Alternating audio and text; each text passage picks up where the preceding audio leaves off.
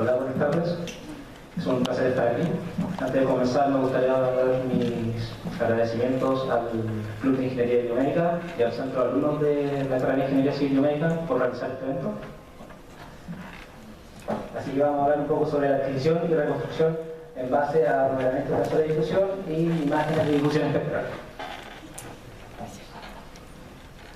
Primero que todo, voy a dar una introducción a nociones generales que se debe tener para poder pasar después a la propuesta en cuestión. Y finalmente vamos a hablar sobre las conclusiones y trabajo futuro.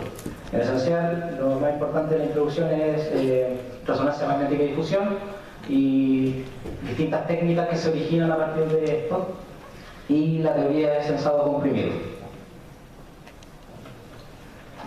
Primero que todo, la información en resonancia magnética y difusión es información hexadimensional, es decir, está compuesta de 6 dimensiones. 3 dimensiones son para caracterizar el dominio de la imagen, en este caso en el cerebro, y 3 dimensiones adicionales para caracterizar la difusividad, a lo cual esto se le llama el espacio Q.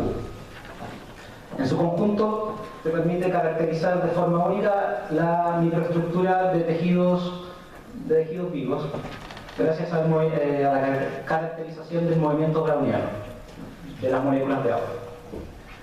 Y para la resonancia magnética y difusión existen 2 grandes objetivos. Primero, aplicaciones clínicas, principalmente dirigidas a enfermedades neurodegenerativas e isquemia cerebral. Y otro gran objetivo es la cartografía, lo cual en presentación anterior ya se ha descrito como el proyecto del conectoma humano. Como se puede ver en la imagen, adquirir el espacio de difusividad consiste en una adquisición de muchos datos, y acá pueden ver algunas aplicaciones dirigidas a tractografía. Luego, adquirir todo este espacio de difusividad resulta inviable debido a limitaciones de tiempo y de hardware, principalmente durante la secuencia usada en resonancia magnética para adquirir la resonancia magnética de difusión. Entonces, del ideal, se han desarrollado distintas secuencias de adquisición, las cuales tienen diferentes suposiciones y adquieren de distintas maneras.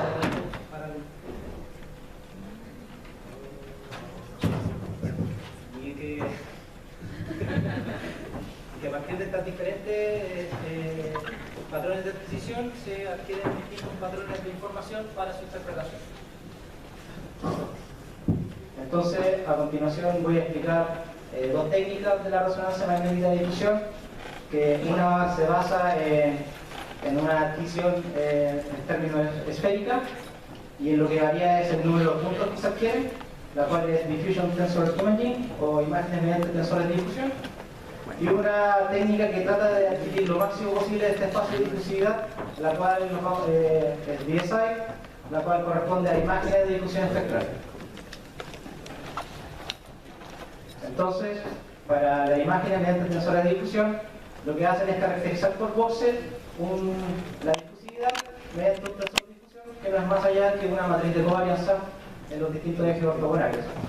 Y la principal suposición que tienen para adquirir esta información es que el comportamiento de los datos de difusión son gaussianos, lo cual es cierto para bajas mediciones en el espacio Q. Finalmente, una vez obtenido el tensor, son obtenidos parámetros los cuales son usados para la interpretación clínica. Entonces, a partir del modelo para generar una gaussiana, se utiliza esta formulación, y finalmente mediante mínimos cuadrados se obtiene este tensor de difusión. Entonces, una de las grandes ventajas que tiene esta técnica es que con al menos 7 mediciones en el espacio de difusividad es posible tener un tensor de difusión, lo cual te permite obtener parámetros útiles en la parte clínica, pero lamentablemente solo funciona muy bien cuando existe solamente una fibra en dicho voxel, aceleración que es cierta en aproximadamente solamente 1/3 de la materia blanca. Ahí te voy a explicar a qué se refiere más o menos eso. Y ahora, las imágenes de difusión espectral, lo que trata de decir esta técnica es que sin modelos, sin asumir que la información es de alguna clase, esto te permite relacionar el espacio de difusividad con el espacio de la distribución de las probabilidades de las moléculas de agua. a cual esto en la literatura se le conoce como el espacio R. Y estos dos espacios están relacionados mediante la transformada de Fourier. Entonces, trabajar en el espacio R sería el ideal para trabajar en tractografía, ya que tienes la información completa de cómo se comporta la difusividad en dicho espacio. Entonces, funciona muy bien para escenarios donde existe más de una fibra presente en dicho voxel, pero la gran limitación que posee esta técnica es el tiempo de adquisición para respetar con el teorema de Nyquist. Entonces, si comparamos estas dos distintas técnicas, cuando existen dos fibras que se están entrecruzando con un cierto ángulo, lo que va a hacer el DTI va a ajustar una elipsoide para caracterizar dicha difusión, y el término de tractografía se va a equivocar porque no va a estar cerca de las direcciones que tienen estas dos fibras. Y las imágenes mediante difusión espectral realizarán una caracterización completa de esta información, lo cual es lo que nosotros deseamos adquirir. Lamentablemente existe este problema de tiempo de adquisición. Entonces, si nosotros vemos un poco más de cerca el teorema de Nyquist, existen unas consecuencias que no son deseadas, ya que al tener que adquirir o muestrear a por lo menos 2 veces la frecuencia más alta presente en dicha señal, eso quiere decir que nosotros tenemos que tener un conocimiento a priori de la señal misma. Y eso es lo que, y al tratar de trabajar con señales que al final no son conocidas, muchas veces terminamos obligados a realizar un sobremuestreo. Y el conjunto de toda esta información, la mayoría de las veces es desechada o comprimida de alguna forma. Y cuando uno intenta violar el teorema de Nyquist bajo estos supuestos, se produce una clase de artefacto que se conoce como alias, o aliasing, y al final consiste en réplicas de la señal original.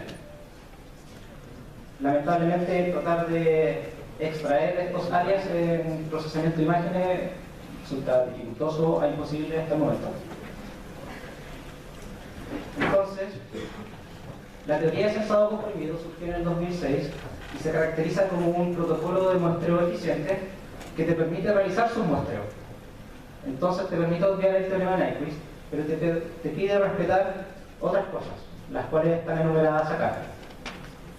La gran magia de hacer todo esto genera una serie de resultados, pero el resultado que es más fácil de seguir es que transforma el aliasing en artefactos que parecen ruido. Entonces, si comparamos estas dos imágenes, lo que varía principalmente es que el muestreo del espacio es en forma aleatoria. Y procesar imágenes que están ruidosas es algo que se ha estado haciendo hace mucho tiempo. Entonces, finalmente, uno adquiere de esta forma, respetando la teoría de sensado comprimido, y confía en un proceso de optimización en el cual comparas consistencia de datos mediante una restricción de la teoría de sensado comprimido, y a partir de una imagen muy ruidosa podemos casi obtener una imagen de una señal exacta reconstruida con solamente un cuarto de todos los datos necesarios. Lo que es muy importante en la teoría de sensado comprimido es que la rareza de la señal, lo cual me pueden preguntar después, y el tamaño del problema benefician a que el número de muestras sea menor a lo necesario. Entonces, ahora vamos a explicar nuestra propuesta de adquisición y reconstrucción, lo cual es un trabajo que está en progreso todavía. Pero si ya estuve explicando un poco que los datos de difusión no son gaussianos, lo cual invalida un poco lo que es la imagenología mediante tensores de difusión, sí podemos decir que son muy bien aproximados mediante un modelo gaussiano. Entonces, podemos trabajar con las diferencias de los datos de difusión con un modelo gaussiano, y podemos decir que esta información es más rara de acuerdo a la norma 1. Y por lo tanto, la teoría de sensado comprimido va a permitir una mejor reconstrucción dado a este factor. Entonces, el problema de reconstrucción ahora no es PR, sino solamente reconstruir las diferencias, PD. Finalmente, uno a través de una adquisición de manera rara y cartesiana, uno adquiere datos para generar un tensor de difusión con el cual se genera la señal modelada, y en vez de estar tratando de reconstruir la totalidad de la señal, solo tratamos de reconstruir las diferencias de esta señal con respecto al modelo gaussiano generado. Entonces ahora resultados para una fibra, que en el fondo aquí está la fibra y acá es un corte central de los datos. Podemos llegar a decir que esta técnica permite una reconstrucción exacta de la señal original, que fue su muestra en un principio. Y el primer dato se usa así para demostrar que adquirir de forma rala y cartesiana los datos para generar un tensor de difusión sí sirve en comparación a lo que es lo convencional, que es adquirir en forma de esfera. Y segundo, cuando intentamos generar datos de manera no gaussiana, en este caso usando una mezcla de gaussianas, también somos capaces de obtener una reconstrucción exacta para una fibra en este momento. Finalmente, existen dos grandes conclusiones. La primera es que nosotros, en nuestra forma de adquirir datos, que sería de esta forma, para generar un tensor de difusión, también puede ser aplicado en comparación a lo convencional, que sería adquirir tantas mediciones dentro de una esfera en el espacio de difusión. Y finalmente, Compressed Sensing para difusión es aplicado por primera vez en reconstruir diferencias, más que reconstruir la totalidad de la señal. Aquí tratamos de insinuar que un tensor de difusión podría ser como la forma media de los datos y que solo dichas diferencias tienen que ser reconstruidas mediante el algoritmo de sensado comprimido. Y trabajo futuro, mucho por delante, simular casos 3D, analizar métricas para inclusión de direccionalidad, también generar datos en base a modelos no gaussianos, también analizar si un modelamiento mediante multitensores sería más efectivo que solamente generar un tensor, y finalmente aplicar en datos reales cómo definir y adecuar más la teoría de sensado comprimido a trabajar en las diferencias en el espacio Q. Muchas gracias.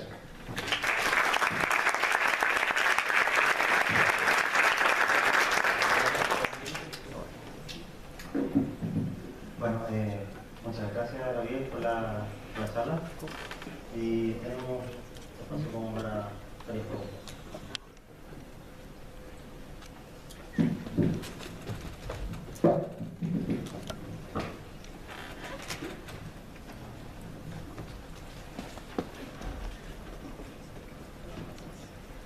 Gracias, Gabriel.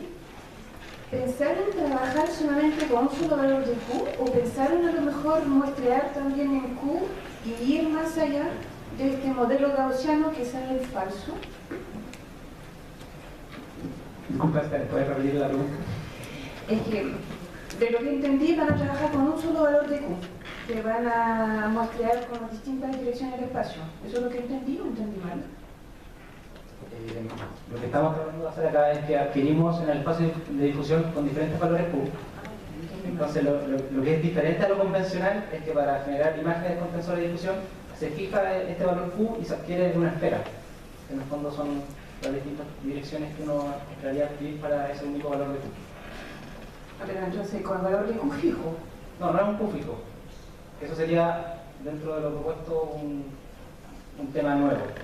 Ya, entonces ahí tendría un espacio para ir más allá del modelo gaussiano. Claro. Okay.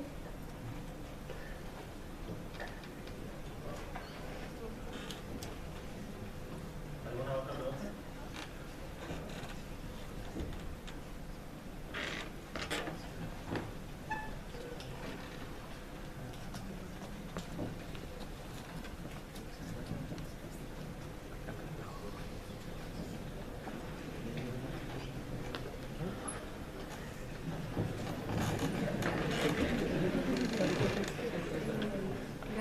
Una pregunta general, más que nada, el que sea posible adquirir solamente con algunos datos y dar una decisión esparsa, ¿eso es porque es redundante la información?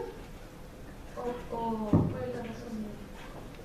Lo que pasa es que esas son dentro de unas cosas que yo no quise saltar dentro de la teoría de sensado comprimido, porque en vez de estar analizando la información en dos dimensiones, o sea, en dos dominios, mejor dicho, que es el dominio de Fourier y el dominio de la imagen, la teoría de sensado comprimido te dice que cuando tú incluyes un tercer dominio en el cual se representa la información y esta información es representada rala, ahí la información sería redundante, entonces adquirir más o menos muestras sería indiferente. Entendí.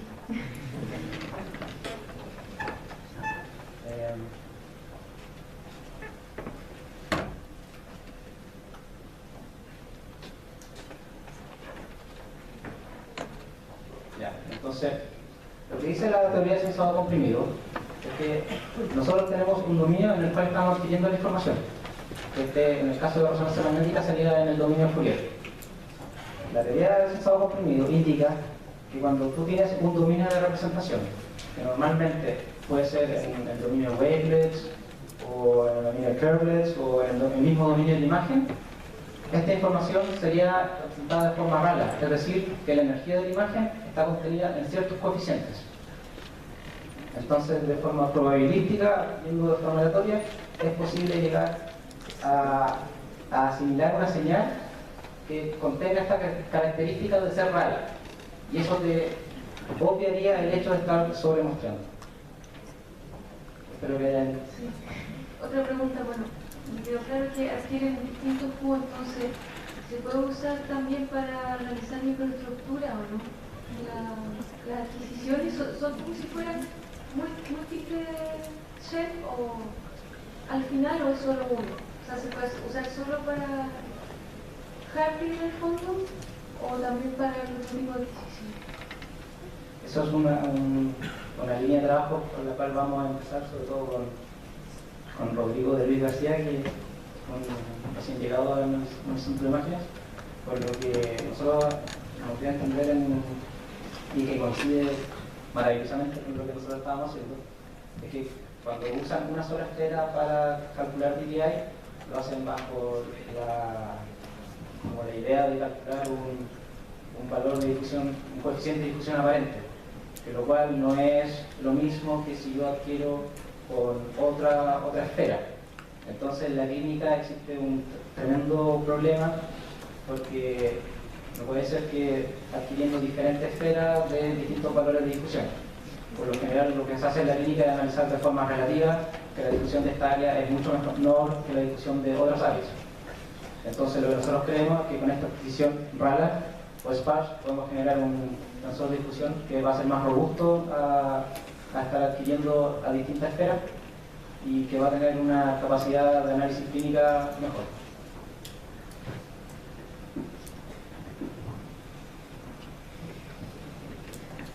¿Alguna otra pregunta? Ok, entonces con eso vamos a finalizar.